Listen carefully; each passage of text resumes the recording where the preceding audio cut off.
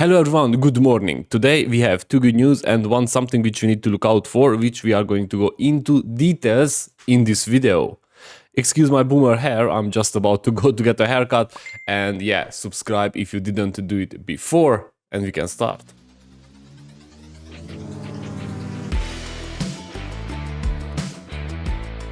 So let's start with the good news because it is very important, and I don't have kids, but I have a nephew and I feel for this family obviously, and I also donated. As you can see, Victor got the approval to have the Zolgensma treatment for free. I don't want to go into the details, but it is very important, and this is a chance for him to have a normal life. So I'm very happy about that, and congrats to the parents for their for going through this for so long, and congrats to everyone who participated, who helped them, because it's very important, and I really hope that we will see him grow up and being part of the EGLD community.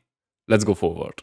Okay, next good news, which is not as important, but it's somewhat important for me, obviously, is that we reached the 4,000 subscribers. As you can see on the screen, the live count, and yes, it's been a long ride. It's interesting when you look back and try to evaluate whether you reach your goals or not. Obviously, you never reach some of your goals. However, I think this is a good milestone, and the reason is that we started when everything was on top. So these people who stuck here with me, who didn't leave, who just kept supporting, well, we survived the crypto winter. I don't know if you remember, but the channel was at 400 subscribers when the first crash happened, when Bitcoin went down from 64,000 to 30 something. So yeah, since then we just kept growing. You can see on the chart here, and this is only the last year. If we go from the lifetime, as you can see,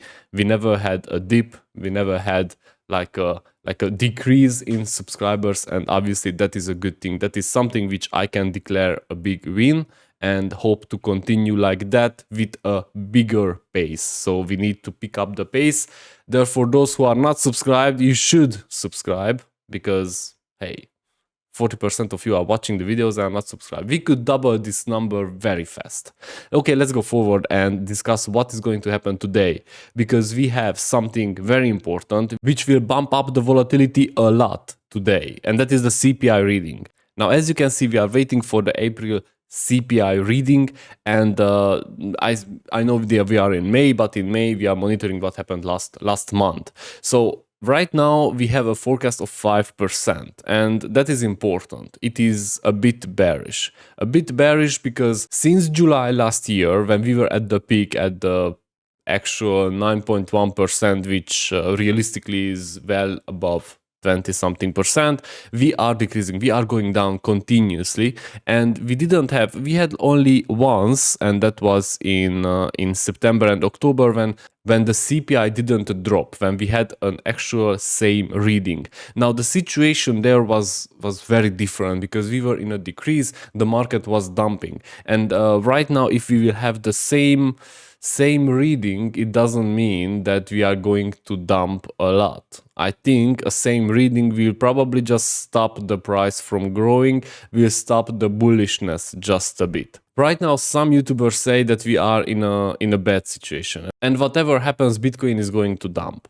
That could be true. However, I do have some other ideas as well, and for that I want to show you what is going to happen in 3 months, because in 3 months we will have a very different CPI reading, which could send Bitcoin and all the crypto assets and other assets to the moon, or at least towards, I don't want to say new all-time high, but new local all-time high, which is in this year. And I am talking about the PPI. I know that this is a bit dry, but we need to go through it, okay? So the PPI is the producer price index. It's the price which the producers are paying for the goods. Okay, so first they will have to make the products, and then they will sell it to intermediaries, and then it goes to the shelf. Meaning that if they are producing this phone here, then it will take some time until it gets to the shelves, right? And the PPI for March, which is 1 or 2 months, was minus 0.5%. Now, if you read here, it says that a lower expected reading should be taken as negative bearish for the USD, which means it's bullish for the assets class because the USD will lose its value.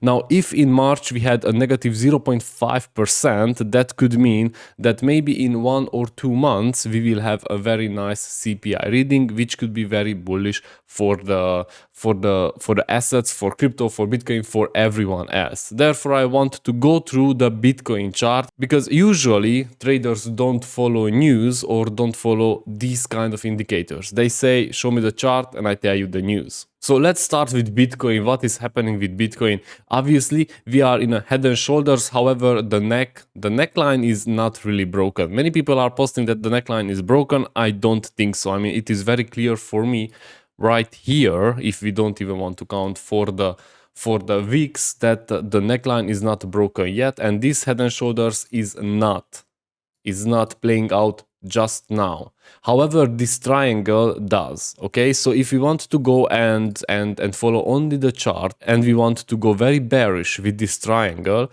we can expect a price target of 25,500. Now this 25,500 could be 25, 24 something, right? Because we could dip just below, just here something until the volume cluster or the support of this uptrend, which you can see here, just catches the price and sends it back. However, I wouldn't panic too much because we still need to see how it plays out. This could easily be a bump from here, it goes up, maybe spends sometimes again at 30k. However, with this, if we return, this would mean that it is making the way, right?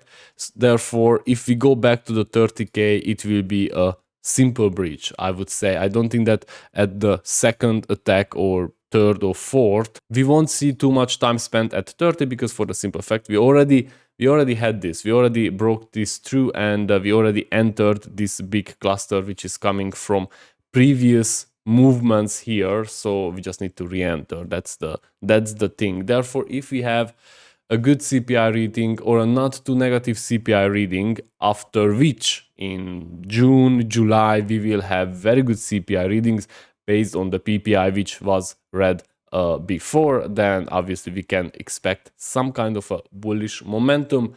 However, in the meantime, we also enter summer, right? And summer is usually not good for assets because people go to holidays, they don't invest, they don't watch YouTube, they don't watch Twitter, and they just want to blow off the steam which they gathered during the winter. Therefore, I also can see a very big 3, 4, 5 months stagnation in the assets prices. That is just there. So let's go forward and check what is happening with Ethereum. Where are the supports? Nothing much happened since last time we talked about it. I still think that 1700 is a strong support, and I would even dare to make this like a triangle here.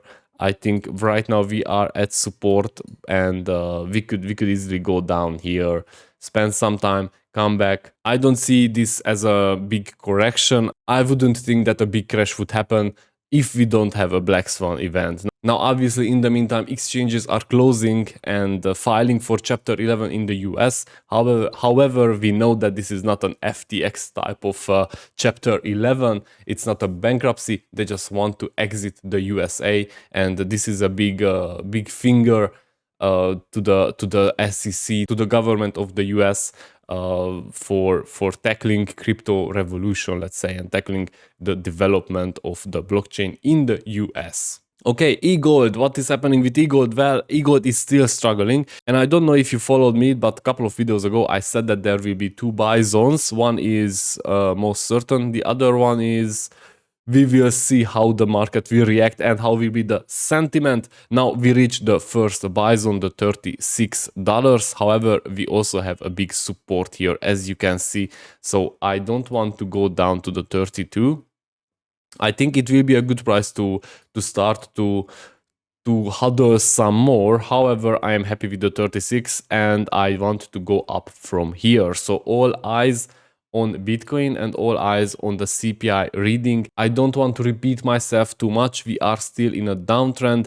EGLD didn't break out from this, and we need to do that because this downtrend is forming since June 2022. That's almost a year. Okay, one more month and it will be 1 year downtrend, which is a lot. Okay, at one point we need to show some strength, we need to show some healthy movement, some healthy reaction to the price targets, and that would be breaking out from this zone and confirming somewhere at the 50 to go forward up.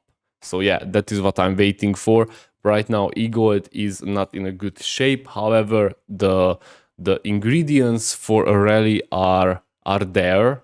We could say that since it didn't come down to the 32, we have a higher low. Therefore, considering the trading analysis, this could be a double bottom, which could send the price up. So let's hope that this is the double bottom which we were waiting for, this one and this one. And from here, we will just go and confirm and break through and just pump.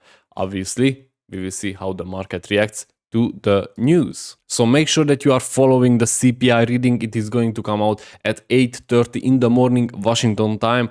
That means 12:30 UTC or 1:30 UTC in the afternoon. Make sure that you watch it. If it's a lot of volatility, then just leave it work itself out, leave it define the new trend, and then you will be able to trade it or to long it or to short it, whatever you want, or to buy in or to sell. But in these times, these big volatilities are not the best to put your money in it, because it can just stop you out and go in another direction. It happened to me a lot of times, and I don't really recommend, because it's not a good feeling. So press the subscribe button, press the like button if you like the content, and yeah, I will see you next time.